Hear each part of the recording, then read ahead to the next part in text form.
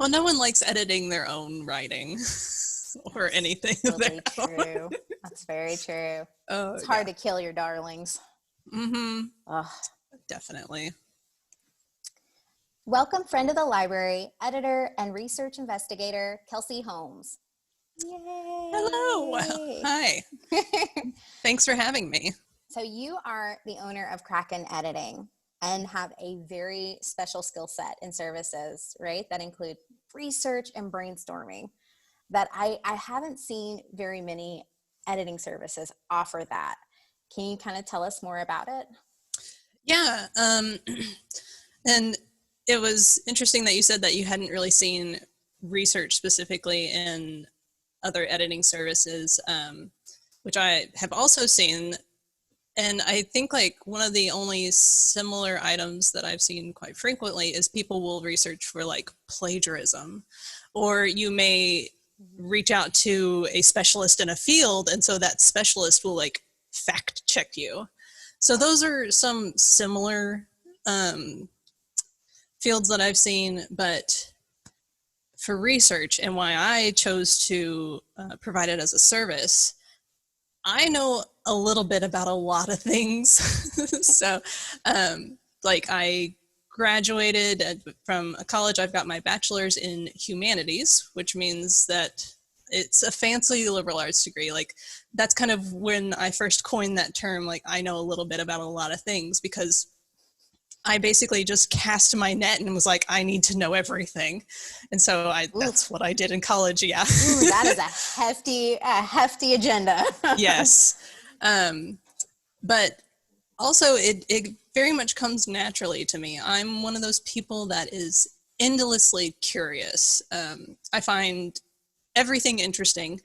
And if I find something new and interesting, or if I want to learn some more about something, I will dig into it. I hyper focus and I drill in and I'm like, I have to know everything about it.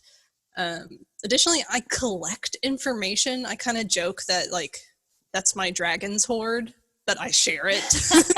Like I don't keep it, I share it. But I love that.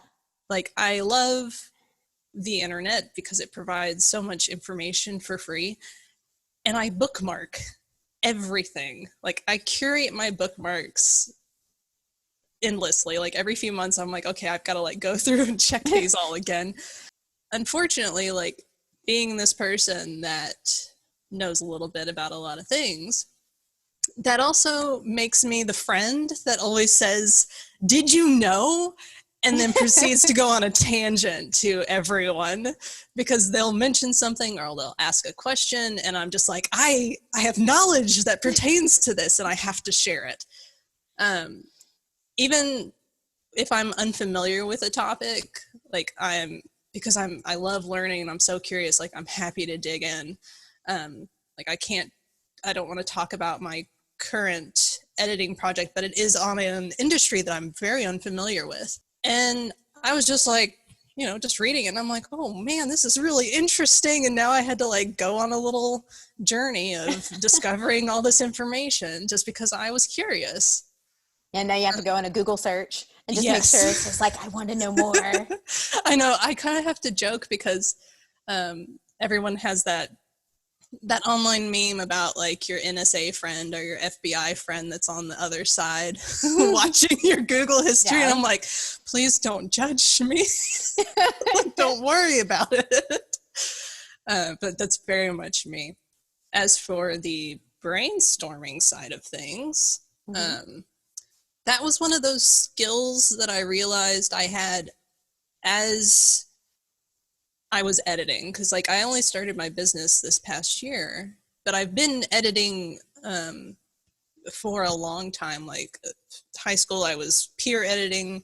College, I was once again peer editing, but on a different level. And then as I was getting older, I was editing in my work. I was editing for my friends. And at the time, I thought nothing of it. One of the things that I realized, and then a specific friend pointed out, was that I ask questions of the writers that to me they're very obvious, but to the writer they're not, and so they're extremely helpful in the writing process. For example, one of my favorite series of questions to ask writers that are working on fantasy or speculative writing is the religion in your book real with a capital R? Like, you as the author should know, is it actually, does it exist or does it not? Or does it not matter? And then I follow up with that, like, does anyone in the universe of your story know the answer to that? And if so, what do they do with that information? And that's one of those things, like, some writers just don't think about that. And I'm like, well, it may not matter for your story, but it could take your story in a really interesting direction if you decide it does matter. Right. And I think sometimes as writers, we don't see the forest through the trees necessarily. Mm-hmm. And so I think it's really important to have at least someone to go to bounce those ideas off of. Either it be, and brainstorming, you're right, it's a skill. It's a total skill that you have to know how to manage and who to go to help you figure those things out. We do have like one of our writer friends in our group. We go to her because she's our brainstorming kind of savant, and we're like, fix it, help us fix it, because she'll ask those questions. And I love it when you have, like I said, when you can go, you have a special skill set and you can use that to help authors. Yeah, because brainstorming is very much like, the way I approach it is ask a lot of questions, and it kind of ties back into my curiosity and my research, is because, like, I want to know the answers to those questions. And so, like, I may be reading a friend's work and I'm just like, but why? And so that'll lead us, because I'll make them in a friendly way. I will make them answer these questions, and I do get a little interrogative. I'm like, but I need to know. And some people find it more helpful than others. No, but it's always important too to like realize how your world works. Exactly. Because that's one thing. The one thing as a reader that'll take me out of a book quicker than anything is when you break your own rules, or like I don't understand the workings of a world. Yes, I'm the exact same way. Like, some people will just kind of go with the flow of it, but I'm like, for me, I'm very literal and very logical. And so I'm like, but it needs to make sense. Even if the answer is just an amorphous magic or what have you, that's still an answer. It's when it's too, like, spread too thin that I'm just like, but once again, but why? Exactly. So I have to ask, since we are near the end of Preptober, are you participating in NaNoWriMo this year? Yes, I am. I signed up. I announced my project last week, which basically just meant I logged in, and, like, the way you announce it is you just, like, say, yes, I'm going to write this thing. And then you pick up, like, okay, yes, this genre, maybe. You give it like a soft title. Yeah. And just, that's how you announce your project. But yes, I'm planning to do that. We'll see how it works out. Yay. Me too. We're going to see. Fingers crossed. Wonderful. So good. So how do you plan to manage writing this year? And is it different than years prior? Yeah, it's definitely different for a lot of reasons for me, because just like everyone else, like, a lot has gone on this year, and none of us are sure what's going to happen next. And for me, I'm in a very different place now than I was in the past, even just as recently as last year, because in the past year, from like December of last year, I've moved to a new city. I've started a new business, and I've gone through a lot of personal growth. And all of that has, even though we've got all this stuff going on, like, me personally, I'm in a pretty good place. And so I'm a lot more confident in myself and my skills this year. I'm not dreading Nano as much as I have in the past. I'm cautiously optimistic. I'm just like, yeah, I've got this. And hopefully it works. Yeah. And what a difference confidence can make. Like, as far as like your skill set, or at least if you've conquered a smaller mountain, like, I know I've, like you said, I'm in a way different place because of just the whole year and everything that's gone down. I'm in a way different place than I was last year. And I feel like I can do anything. Yeah. Quite Yeah, honest. it's so weird. It's like kind of bizarre because you're like, you see all this stuff going on, but you're like, man, I'm doing pretty good. I'm proud of me. And Exactly. it's a little weird, but it's good. But yeah, I don't have a schedule yet for Nano, because that's one of the things that Nano itself always says, like, you need to have a schedule. Well, see, and that was something I was actually going to ask you about. I was going to Yeah. see like do you follow kind of, because I know there is a whole set of like prepping that they kind of like hand off to you. Yes. So I was going to ask, like, do you use that? Do you kind of just wing it? What I mean, what do you think as an editor? Yeah, as an editor, Oof. because I'm getting a later draft. Like, it's okay if you send me your first draft, but it's going to take a lot of work. So maybe do some self-edits first, but you don't have to. But I do think that planning is helpful, but something that the Nano folks have kind of coined the terms is planners, pantsers, and plantsers. So for those that don't know, planners mean that you plan what you're going to write. Like, you outline it, you develop it, you've got those pictures on the wall and all the strings connecting them, and you know what's going to happen. On the other side, pantsers means you're flying by the seat of your pants. You have no plan, or you may have just a little inkling of a plan, but you're just gonna kind of wake up every day and write whatever you feel like writing. If you're lucky, or if you're planning to, it might be the same novel, but it doesn't have to be. And then the third one is plantser. I hope I'm saying that right, which is the combination of the two, which I have kind of learned that's what I am. Because I used to think I was a pantser, but I found out that that's only true when I'm writing like flash fiction or short fiction, because I don't have to put as much planning into it. I can just be like, here's my idea and just run with it. But then, because Nano is 50,000 words, I'm like, okay, like, if I want to see this through, I have to plan. To hit that 50K mark, I knew that I needed to attempt to be a planner, so kind of leave my comfort zone of flying by the seat of my pants. For that, like, Nano, on their website, they do have like Nano Prep 101, which I did actually find pretty helpful. Okay. I always say, like, if the way they have it laid out works for you as a writer, like, go for it. That's perfect. But if it doesn't quite jive with your process, like, don't stress out about it, because the way they have it laid out, it's develop a story idea, create characters, plot, strong, like, build your world, and then the last two steps are like organizing your life so you have time for writing. But if you're just doing the story, that's a little different than my process, because I enjoy character-driven stories. So I always think of the characters first. And I have an idea of like, okay, this is my character and this is a situation they're in, and then I build up around that. And so I skipped to step 2 and then went back to step 1. But then I know plenty of writers that they get an idea for a world they want to write about. So they would do it in a completely different order than I would.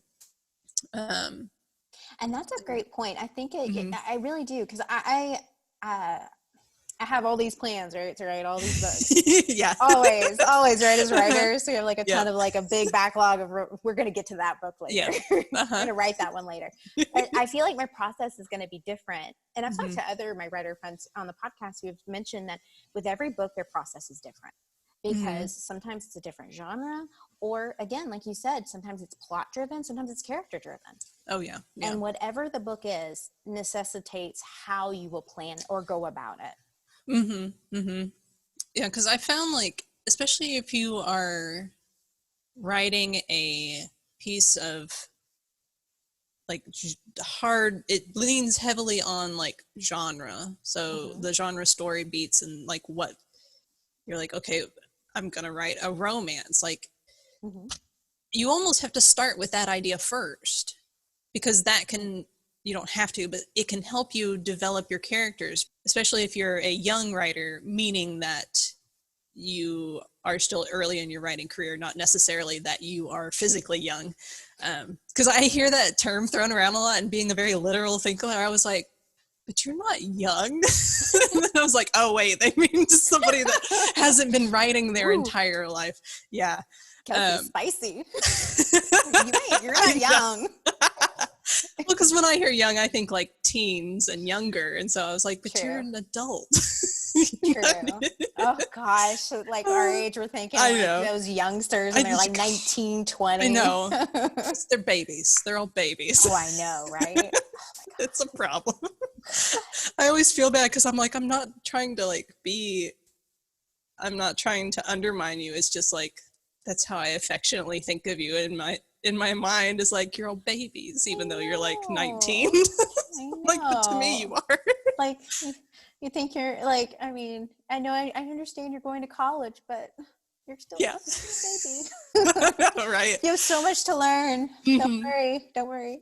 Oh yeah, I know. It's just like, it's fine.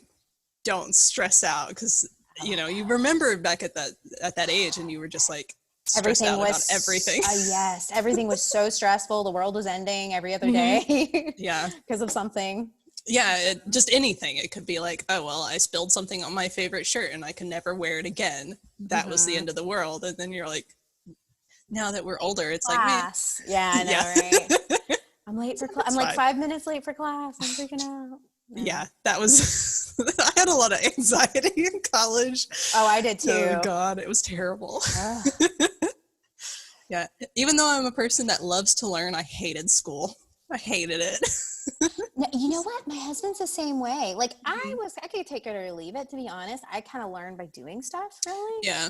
You too? Yeah. And see, my husband's the same way. He hated school. He loves like coding and things like that. Like he loves to learn stuff and work and like figure it out himself, like more intuitive.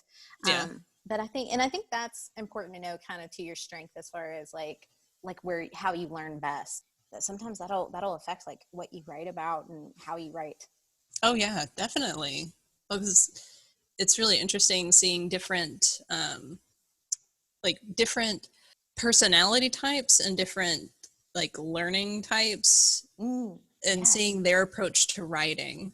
It's very fascinating because like every writers have their own quirks. And so that's definitely been like one of my favorite things that I've experienced in writing, is like just every time I pick up something from a new author, a new to me author, I'm just like, man, this is really cool, because you're learning like this little tidbit of information about the writer. Because like when I edit, I do like a little intro interview just to get to know each other and make sure we're a good fit. But then once I have their project in my hands, it's fascinating to me, because just like, to me, they're like accents. So everybody kind of has their own accent and it changes regionally. And I feel like writing's very similar, because like sometimes you can tell like the age of the writer, like general age, like where they are in their life by the language they use. For sure. And then I've run across it several times, because like I'm from South Texas. And so, I've lived in several different parts of Texas. I've lived in East Texas, I've lived in Central Texas, now I live in North Texas. And even just changing, like, well, Texas is big, so they are pretty big distances, but it's still Texas. But even changing those, I kind of have to shift the way I communicate with people. And then when I met my husband, he's from the Northeast. And that was definitely an experience, because there were a few times where he would just kind of like tilt his head and look at me and be like, what did you say? Because of turn of phrase. One of the examples that we always kind of joke about is, at least in South Texas, when you're doing the dishes and they're clean, what do you do with them? You put them up. Yeah, you put them up. Or if you're cleaning your room, you put up your toys. Okay, well, in the Northeast, they don't say that. When you say Really? put up something, they think you mean literally put it up high. So he was so confused for the longest time because like we had to have an entire discussion, and once I realized it, I shifted the way I spoke in that regard because I realized I was like, oh, I'm being unclear, which when you're in like the writing business or the editing business, you kind of have to be very clear with your language. But Right. I had never thought about it because that was something that everyone around me understood, that, okay, put up the dishes. Yeah. Yeah. Right. Because everyone around here uses it. Hmm. Of course. Yeah. Well, one thing I did too, like one time I went to a summer camp and I remember we had this big old discussion because it was one girl did not understand. I was going to the convenience store to go grab some Cokes, right? Hmm. Well, I know where the story's you going. know exactly where this is going. When you say Coke, Yeah. I meant like, I'm going to give me a Dr. Pepper because everything's Mhm. Coke. Yes. Coke. So I asked, hey, does anyone else want a Coke? And Mhm. all the girls were putting in their orders. One girl said, oh, I'll take, she's like, no, but I'll take a Pepsi. And I was just like, oh, okay, I'll get you a Coke. And she's like, no, I want a Pepsi. And like, it was just back and Oh forth. no.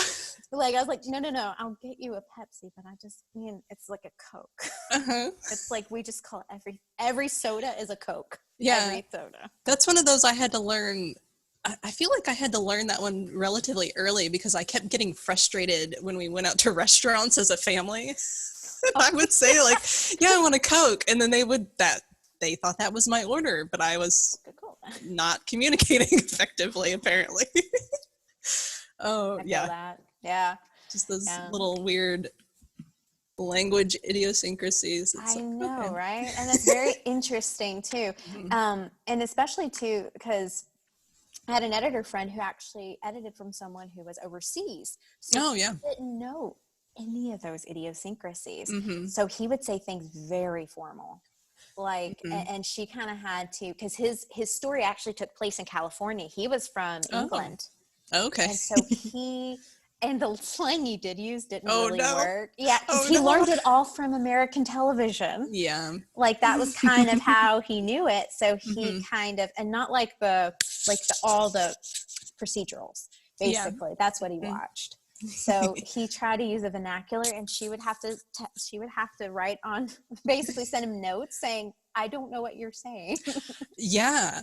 or how you're trying to say it. Yes. And that's a great example of why, and this is something I've come to learn, is like, if you are wanting to be published, like, yes, you're going to have to get an editor. Even if you're self-publishing, you still need to get beta readers at the very least, which are just people that are going to read it and give your opinions on it. Mm-hmm. But you need to get, when you're doing that stage, try and get people that are familiar with the content you're writing, even if it's just the genre. So like, I would have suggested for this author, like, hey, do you like know anyone in California? Or maybe the editor knows people in California and they could get some other get some other people to read it to provide input. But then that also, like, that can go into the whole sensitivity reading has definitely, like, it's been around forever, but now people are kind of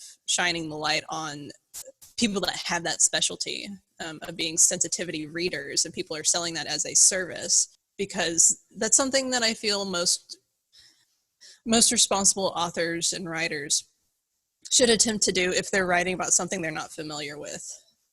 Right. And I think Yeah. it's really important as a writer to have like other diverse writer Yes. friends, like just Mm-hmm. like from Mm-hmm. other cultures, backgrounds. It doesn't matter like where they're just different walks of life, Yeah, like well, and from just like overseas or yeah, just like with the put it up example, like, I yeah. wouldn't have known that was an issue if I hadn't had somebody that was unfamiliar with it tell me.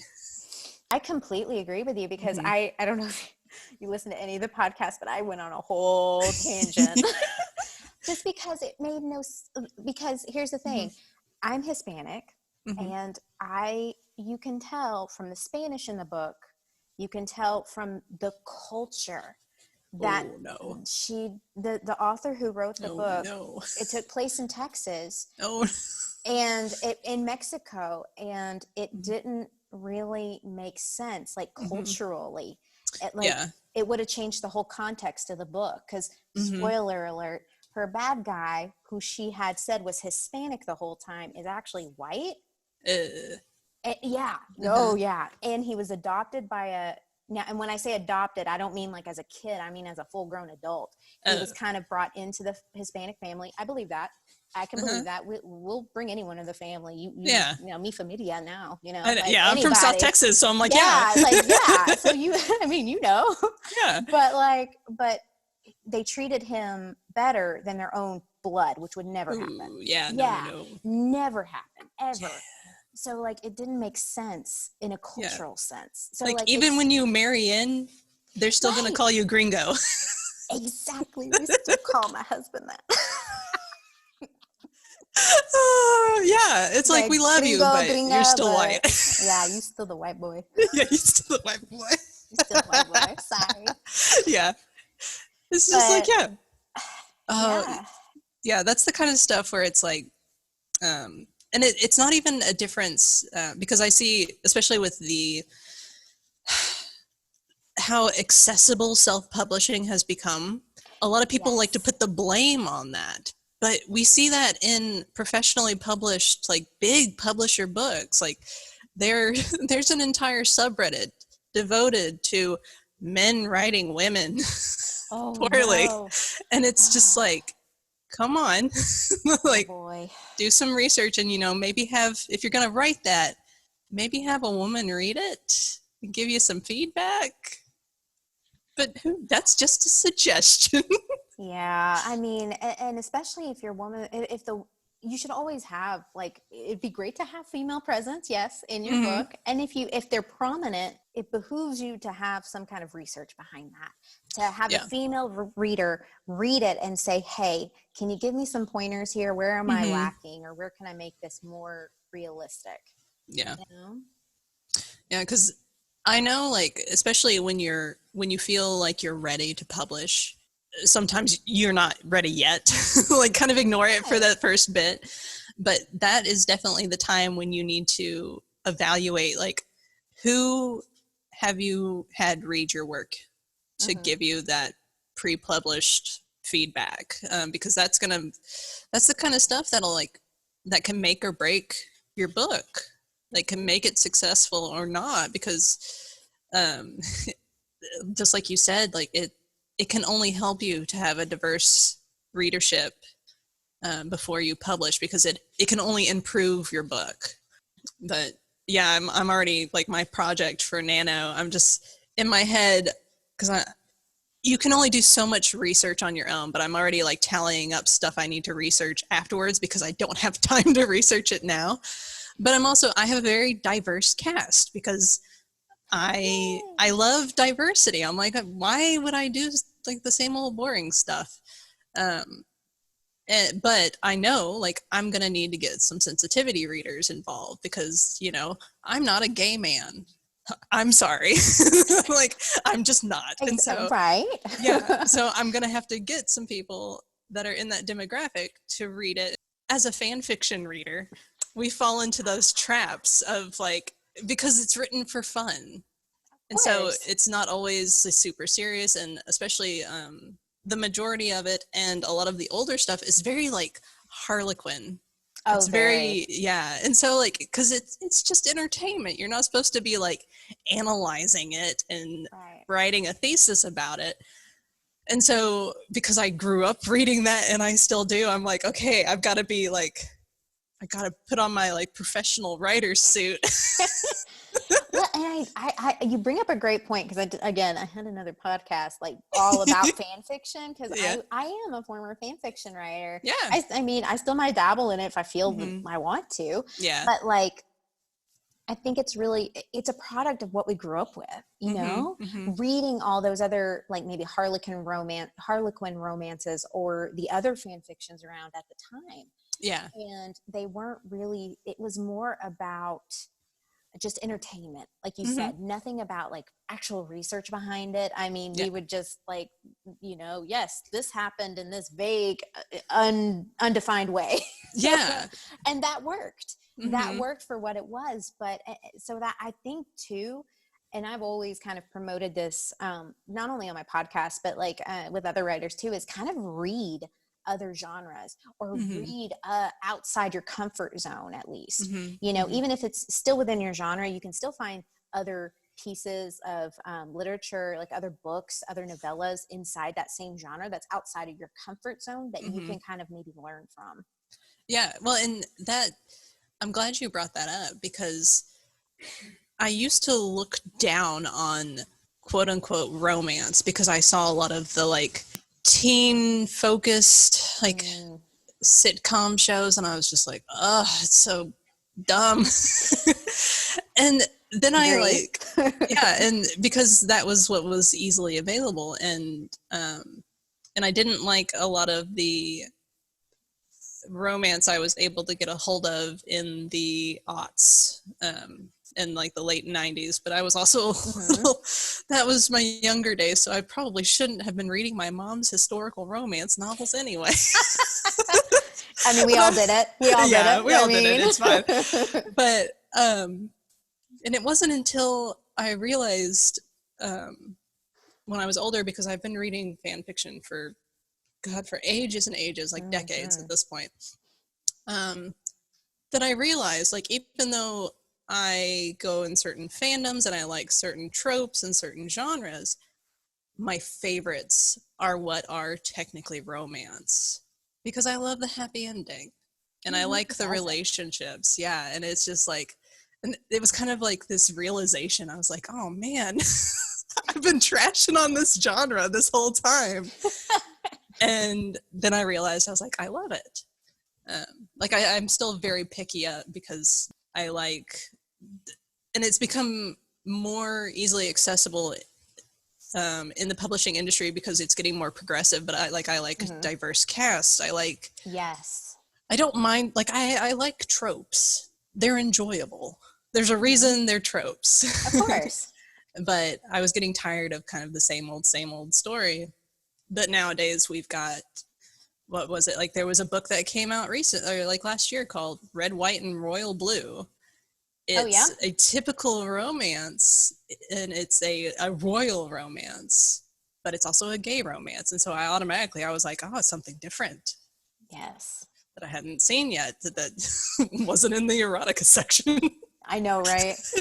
I mean, I love those, like, don't get me wrong, I love those too, but like, it's, you want to see, like you said, different, like, I always look to see, do they have like a group of people that are like my friends, you know, like you try to have different types of friends because you don't want to get inside an echo chamber, basically. Yeah. Like, and you just get that same feedback loop. It's important to have other points of views and to hear other voices as well. So I always look to see, like, in my writing, am I having a cast of people or a cast of characters that are kind of reflective of, you know, my friends and kind of the diversity among us, or even among the writers. Like I'm involved in several writers groups, and like we have everyone from different cultures to different countries to differently abled. Like all across the board, and it's really enlightening to things you wouldn't think about before. Is like top of mind now. One of our friends who's actually a playwright, and he runs is a playwright society, but he's actually in a wheelchair. So like anytime we have an event, the first thing we ask is it wheelchair accessible? That is the first thing we ask, and that's the first thing we think about. Another friend too is very sensitive to lights. So we always ask people, please don't use flash or the camera. So it's always important to have those different voices so we know what to think about as far as if someone has any kind of condition, or we want to include someone who has a different kind of background. Yeah. And that's one of the things that, like I've said before, but I love the internet. There's a lot of bad that comes from it, but I love the internet because for me, like I grew up in a really, really small rural country town, like very small. And it was predominantly because it was South Texas, so predominantly Mexican, like first, second, third generation. And then there was I was the minority because I was white in South Texas. So it was a really interesting upbringing. But then, like, when the internet happened and we got dial-up, and I got on there, and you start, I think part of it was reading fan fiction for the first time and being like, oh, wow, like a gay romance can exist. And this was little baby Kelsey. It was just such an epiphany. I was like, oh, wow, this is a thing that can happen. And it's not bad, because growing up in, South Texas, it's very conservative. And I was just like, hey, this is neat. So, I like this. Yes, I like this. And so for me, like, it's been super informative. And I love that people that may not have necessarily had a voice or a way to share their voice in the past can now do that, and they can reach other people.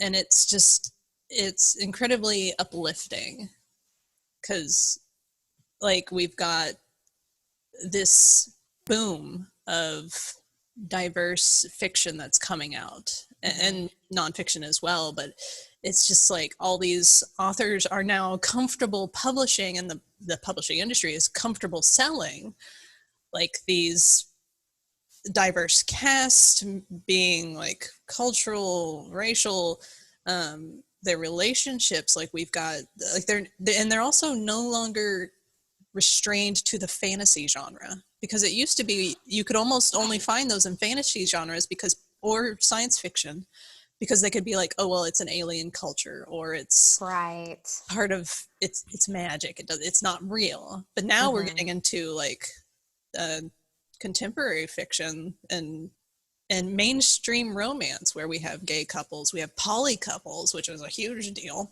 and we're even going into like asexual relationships. I was about to say the same thing. Yeah, some ace representation is happening too. I'm hearing that. And it's just really, really fascinating.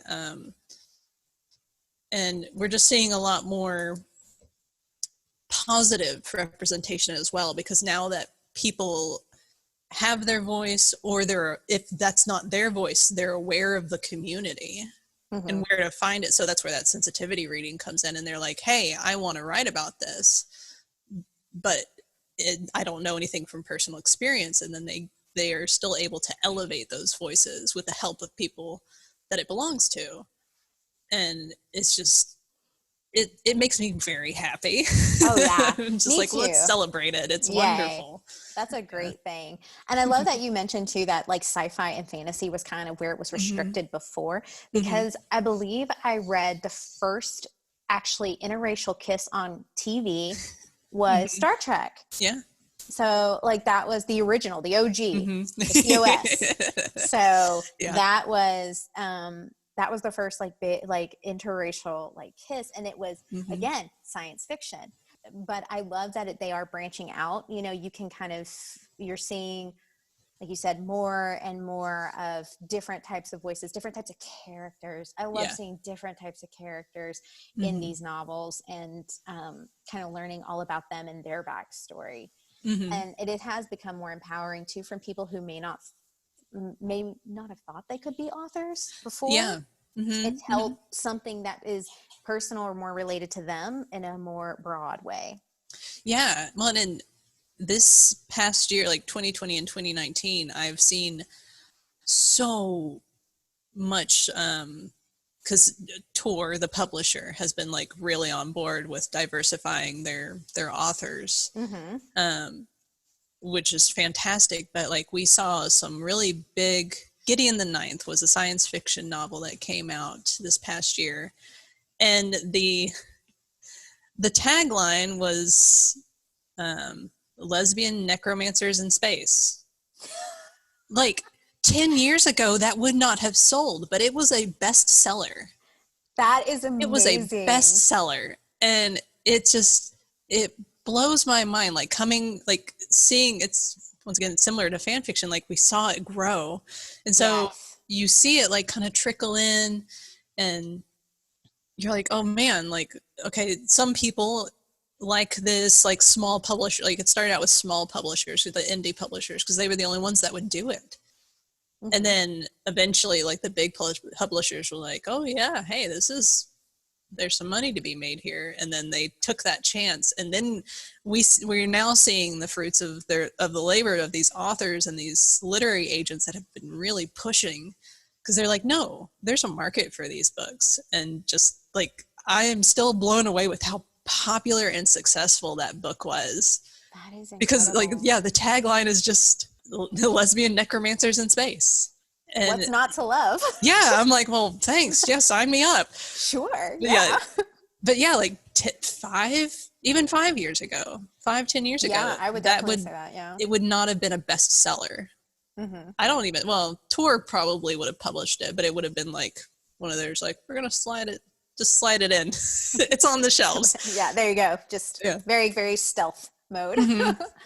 So that kind of brings a question to mind, though. So like if you, and I don't, like, depending on the content of your book, or maybe you see because I know we touched upon publishing earlier. So thoughts about like self-publishing versus like traditional publishing, depending on your book content.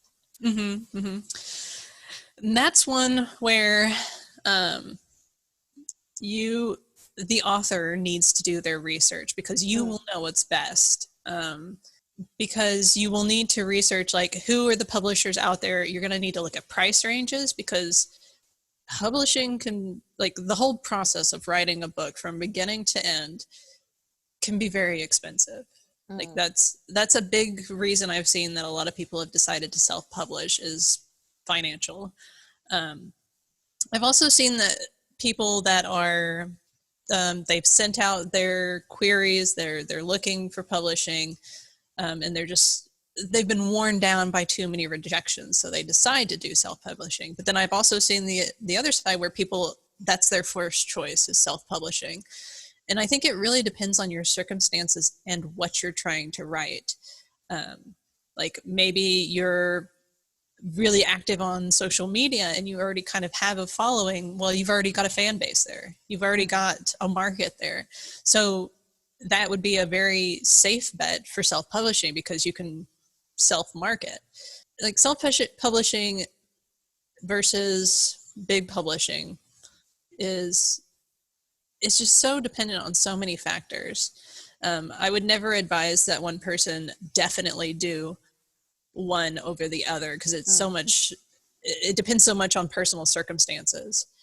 But I would say like self-publishing has become so easy and so streamlined, because Amazon has really done a lot on their end to make it easier for authors to self-publish. Like they have their own software out there. They've got this, like they've got their own system, and they have all these guides on like how to use that system. So it's very user-friendly. Whereas like if you're wanting to do big publishing, there's a lot more involved, because you have to get a literary agent. You've got to, either way, I would suggest you get an editor, but that's just me. I've also read a lot of self-published stuff that wasn't edited. So yeah, I definitely recommend you at least get it edited once, please. Oh, please. Yes. Just please. Please. I highly advise it. Oh yeah. But yeah, it's just so dependent on so many factors. But either way, like, I don't think it can really hurt you to attempt to get big publisher published.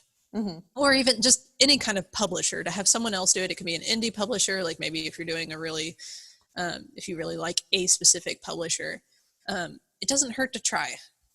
Like, because maybe they really like it and they really want it, and that will just work. That'll work well for you, because they're going to do most of the legwork for you. Like, exactly. Yeah. And I've heard of a lot of different writers doing either going one way or the other, but I'm hearing a lot too of hybrid.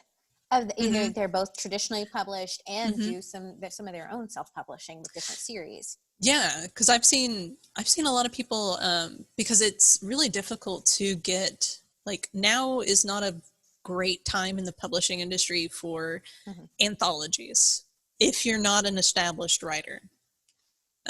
like an established, successful, published author. It's difficult to get into a physical, published anthology of like short stories or poetry or whatever. So I've seen a lot of people kind of revert back to that tried and true Zine system that we used to use for fan fiction, and in fandoms, they now do it for self-published anthologies. So people will do like short stories, poetry, and what have you, and they'll just self-publish it, and they just get with like a group of their writer friends, and it's still, the quality is just as good.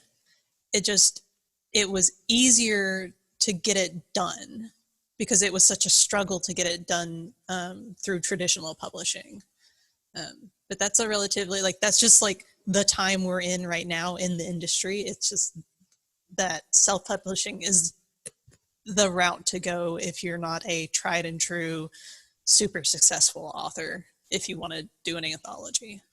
That's true. And then too, at least it's self-publishing, you can kind of share the cost a Yeah. little bit with like the other authors, if that would help you, or if you're maybe just kind of, like you said, kind of fledgling writer too, and you have friends who you kind of share maybe readership, or you would share readerships in the same genre. Definitely.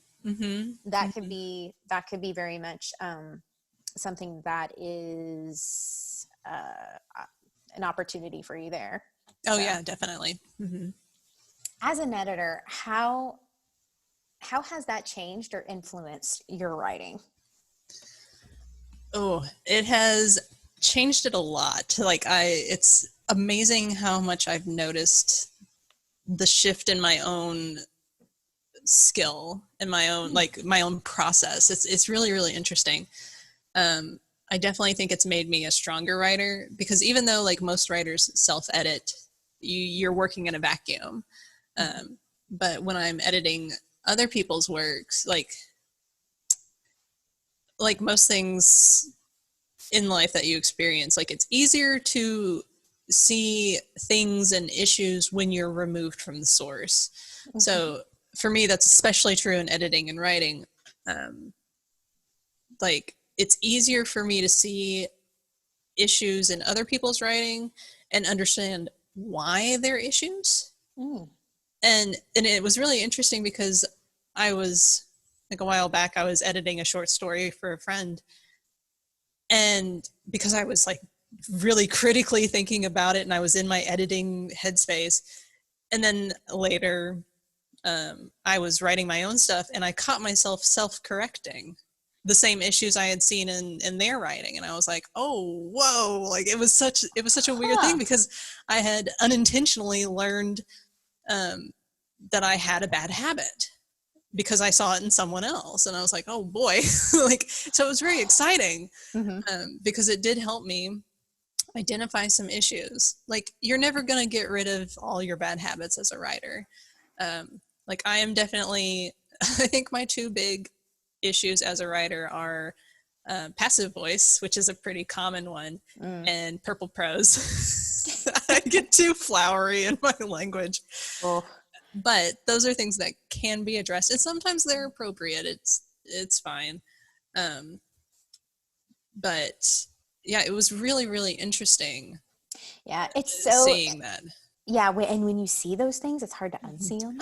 Yes. Oh my God, it was it's crazy. Yes, I do the same thing, because I've noticed, like, I've never met an adjective I do not love. And so and then once one of my friends, my editor friends, pointed it out to me, I was like, I cannot unsee this now. I see it all the time. Well, and like, one of my other bad habits is I use a lot of commas, which, that's one of those things that when you're shopping around for an editor, you want to make sure that you are on similar wavelengths, because it depends on what you're writing, but I tend to write how I speak. So, like, if there's a pause, that's where a comma goes. But like, the editor will have to end up making that decision and that distinction of like, okay, that's too many commas.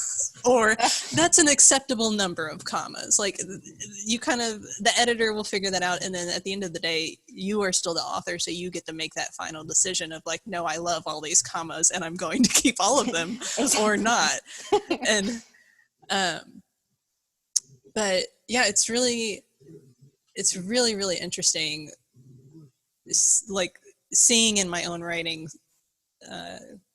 structurally and technique, like how it's evolved just because of, and even like taking my editing to a professional level, because it's now my business. So I'm more professional with it, rather than like when I was editing for my friends and I'm like, oh, it's very much like an eye opener. And I very much feel like it has improved my writing, because I've seen, I kind of had to make that mental shift of like, no, this isn't something someone's writing for fun. This is something they're hoping to get paid for, and that lots of other people are going to read. Right. So it makes a very, very clear shift, at least in my thought process. Right. And then what a difference that makes too, to think about it in a business sense of somebody wants to pay to read this, as opposed to just being thrown up in the great ether of the internet and just like seeing what happens kind of thing. Oh yeah, definitely. So since we touched on NaNoWriMo earlier, what are some great writers blockbusters? That's how I would term them, I guess. Yeah. Well, I have a couple of suggestions. So to get the ball rolling, because that's something that I definitely struggle with, is like making myself sit down and actually start writing, because invariably it's that blank white page that every writer knows, that struggle of like, what do you do? Like, what is this thing? We're the ape with the stick. It's just like, what do? But one of my favorite tools is to use a random generator.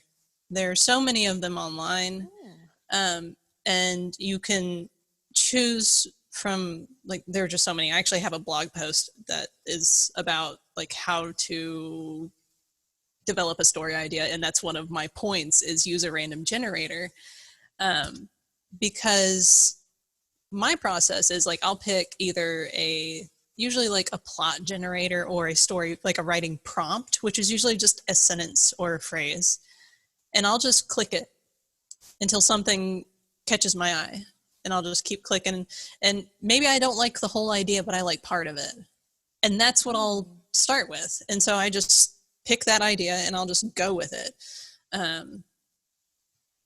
Like the idea, or the example that I wrote about, was when I was clicking through the prompts when I was writing this post, was quote, "A farmer buys the name of the double agent," end quote. That was the prompt I got. And so I was like, okay, that's interesting. And then the thought process that follows that is, because like, okay, you're intrigued. Yeah. But how do you work with it? And so that's when you start asking yourself questions. And that goes back to like my brainstorming service, is these are the questions that I would be asking you, the writer. Like, okay, what reasons would a farmer have for buying someone's name, let alone a double agent's? How would the farmer buy a name? Like, is there a currency system involved? Is it a barter system? Is it magical, or is it practical? Like, is it their legal paper name, or is it some kind of magical transaction?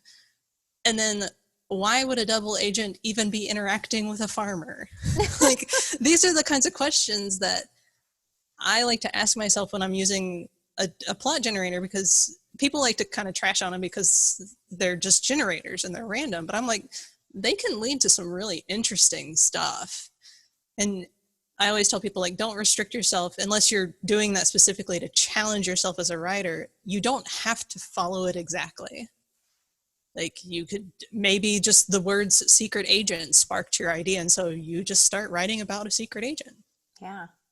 Like, my mind's going wild. Like, how would you use that? Like, how, and like what genre? You could do any genre. Like, there are so many different ways you can spin that. Yeah. And that's its own challenge, is like, okay, do you write in a genre you're comfortable in, or do you twist it and write it in a completely different genre? Like, how different would that story be if it was a supernatural story versus a like romance story, or maybe it's like steampunk versus like realistic historical. Mm-hmm. Like, how would that change the story and the world and the rules of the story you're telling? And so that's why I love random generators, because they just get the ball rolling and I just run with it. My other suggestions, like, because that's to get you started. Right. If you're already writing and you get stuck, which is very, very common, like especially in the muddy middle, like we all get stuck. Yes. And especially like if you're just not, like if you get up to write that day and you're not in the zone, and especially for Nano, like you've got to meet, if you're going to try and get the 50K by the end of the month, you have to write so many words a day to meet that quota. And I posted about this on my social media pretty recently, but one of my favorite tricks is that when you get stuck, just start describing everything in the scene. You can start with the character, describe what they're wearing, describe how they're feeling, what they look like get really detailed, and then expand out. So like what space are they in? Are they in a room? Are they outside? What's the weather like? What's in the room? Is there, like, if they're in a kitchen, okay, what's on the table? What color is that cup? Like, really start digging into the details. And then you'll find yourself like, you'll either run out of things or you get tired of writing, or maybe you reach your word count and you're just done for the day. But usually that gets the little mental juices flowing, and you just keep going and you proceed with the scene. And I still like, because some people are like, well, it's just wasted writing. But I always say, like, no writing is wasted, because even if you end up scrapping all of that overly descriptive information in the editing process, one, you might end up keeping some of it. And two, maybe while you were writing, you discovered a detail that helped you write something later. Like maybe that mug on the table ended up being important later. Or maybe something that the character was wearing is important later. And so you may not have had that epiphany if you hadn't sat there and described everything, because you wouldn't have thought about it. You're like, oh, it doesn't matter what he's wearing. And I think too, sometimes our subconscious tells us, our subconscious knows what kind of story we're trying to tell. And sometimes, like you said, if you start describing things and later, like one of the best examples I can think of is they do it a lot in the Dresden Files. Like in chapter 2, they will put a gun like on a table. And then like at the very end of the book, like chapter like 40, all of a sudden that gun comes into play. Like, or some, something else, something very important that was kind of like a breadcrumb in the beginning is later becomes a huge point later, a huge plot point, or maybe a turning point or something that is vital for the character later on. And that makes for really, really good storytelling, because it makes we've all had those moments when we're reading or when we're watching something where that thing comes back up and we're just like, oh man, like I remember when that thing showed up way back when and I didn't care about it. Or like there have been instances where people will, after the fact, they realize like, oh, that thing did show up earlier, and then you go back and you read, or you find it in the source, in the material, and you're like, oh my God, like the author, that's kind of like those big brain moments of just like, they planned it and it was so, and then you find out later the author was just like, yeah, it sounded good, or they didn't even realize they planned it because they were just like writing and it worked. But yeah, those are always really important just for like good storytelling. But I also, just hot tip, if you're writing a thriller or another genre that is very high stakes and high emotions, so like thriller, suspense, some horror, doing those kinds of like breadcrumbs is incredibly important. Because they will shock you later, and they keep the tension high.